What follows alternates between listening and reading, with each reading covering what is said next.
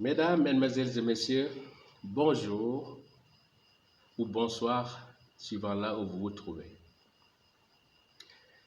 Je suis très heureux de vous recontacter aujourd'hui encore afin de poursuivre avec vous cette session de séminaire qui, comme vous le savez, est destinée à l'élaboration des business plans. Je ne saurais vous remercier encore une fois pour la confiance. Et aujourd'hui, comme vous le savez, et comme promis, nous allons traiter une partie très importante dans l'analyse d'un dossier, c'est ce qu'on appelle l'objet du projet. Mais permettez-moi d'abord de faire une petite précision qui me paraît importante.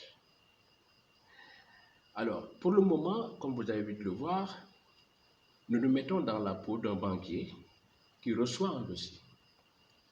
Ce dossier, je suppose que ça a été déjà monté par le cabinet qui conseille l'entreprise. Ça a été validé par l'entreprise, par ses équipes dirigeantes, et ce dossier a été envoyé à la banque pour que la banque puisse l'étudier afin de lui octroyer un financement. Alors, donc ça veut dire qu'aujourd'hui, nous sommes dans une phase d'analyse d'un dossier déjà fait et nous allons essayer de ressortir l'ensemble des points clés sur lesquels il faut insister. L'objet du projet est un élément important, je le disais tout à l'heure, parce que c'est l'entrée en matière. Parce que c'est cet objet du projet qui doit vous dire exactement ce que vous voulez faire. C'est ça qui doit l'indiquer. C'est cet objet du projet qui doit être concis, qui doit être exhaustif, qui doit être également expressif et bien argumenté pour permettre aux banquiers de vous suivre. Parce que comme vous le savez, si votre idée est claire, vous devez pouvoir être clair également sur l'objet du projet. En général, il y a plusieurs types d'objets du projet. Vous pouvez avoir ce qu'on appelle un projet en création. C'est-à-dire qu'un promoteur qui a suffisamment de ressources financières, qui a des idées novatrices, qui a une bonne appréciation de son marché et qui veut se lancer et qui cherche le financement. Mais en général, ces projets en création que d'aucuns appellent projets start-up ou greenfield sont des projets qui difficilement peuvent avoir du financement. Parce que les banquiers veulent mettre l'accent d'abord et avant tout sur des projets promoteurs qui ont l'expérience, sur des promoteurs qui ont une bonne surface financière. Parce que l'objectif du banquier également, en octroyant justement son prêt, son concours, est de pouvoir être remboursé. Or, quelqu'un qui veut commencer n'a pas encore suffisamment d'expérience, n'a pas montré ce dont il est capable. À côté de cela, sur ce premier point, il faut souligner quand même que, en général, si vous avez un sponsor solide derrière, ça peut être un actionnaire, ça peut être un investisseur stratégique, la banque peut éventuellement regarder votre projet parce que son analyse sera focalisée spécialement sur cet investisseur stratégique ou bien sur ce sponsor. À côté de cela, vous avez également les projets extension et modernisation. Mais là, les banquiers sont plus à l'aise avec ça parce que c'est quelqu'un qui a déjà une expertise avérée, qui a déjà une bonne surface financière. C'est quelqu'un qui a un marché, qui veut réaliser des gains de productivité ou qui veut également asseoir sa compétitivité ou qui veut encore développer son marché. Ça peut être quelqu'un également qui se dit, moi, mes équipements sont amortis, je veux les renouveler pour poursuivre effectivement à gagner des parts de marché ou à maintenir ma part de marché. Ces gens-là, souvent, c'est beaucoup plus facile pour eux de bénéficier d'un concours de la banque. Ce qu'il faut dire également, c'est que une banque comme une banque de développement BOAD, BAD, la SFI, la filiale de la Banque mondiale, la BIDC, sont des banques qui d'habitude travaillent beaucoup sur ces projets extension et modernisation, qui vous peuvent aller jusqu'à 7 ans, 5 ans, 7 ans, il y en a même qui peuvent aller à 8, 9 ans, ça dépend également du business plan.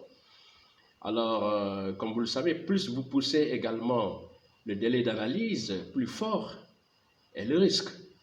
Mais c'est des banques qui ont pour mission d'aider les pays à se développer, mais qui n'ont pas également une rentabilité, une exigence de rentabilité à court terme. À côté de ça, il peut y avoir également des projets qui peuvent avoir une dimension court terme. Le financement d'un fonds de roulement, par exemple, pour permettre à l'entrepreneur de faire face à des besoins à court terme. Souvent, c'est des projets qu'on peut voir dans ce qu'on appelle les crédits de campagne. Les crédits de campagne dans, par exemple, les spéculations comme le café cacao, comme l'arachide, vraiment des activités saisonnières. Mais là, en général, vous pouvez bénéficier d'une ligne, mais souvent c'est des lignes à très court terme. Ça peut être sur 6 mois, ça peut être sur 1 an, avec des possibilités d'avoir ce qu'on appelle des ACM, des avances à blanc, des avances sur produits nantis, ou bien également des lignes d'escompte.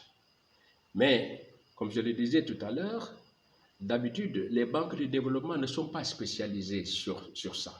Elles sont plus spécialisées sur les crédits à long et moyen terme. À côté de cette panoplie d'objets, de projets possibles, vous avez également les prises de participation. Parce qu'il peut arriver que vous, en tant que promoteur, vous vous dites, moi, je n'ai pas besoin de prêts, mais j'ai besoin de fonds propres pour pouvoir développer mon entreprise. L'avantage des fonds propres, c'est que vous n'avez pas à payer de taux d'intérêt, puisque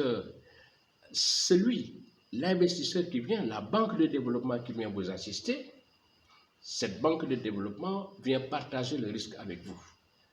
Et en fin de compte, elle est rémunérée sur la base du bénéfice éventuel de ce qu'on appelle les dividendes qui sont distribués.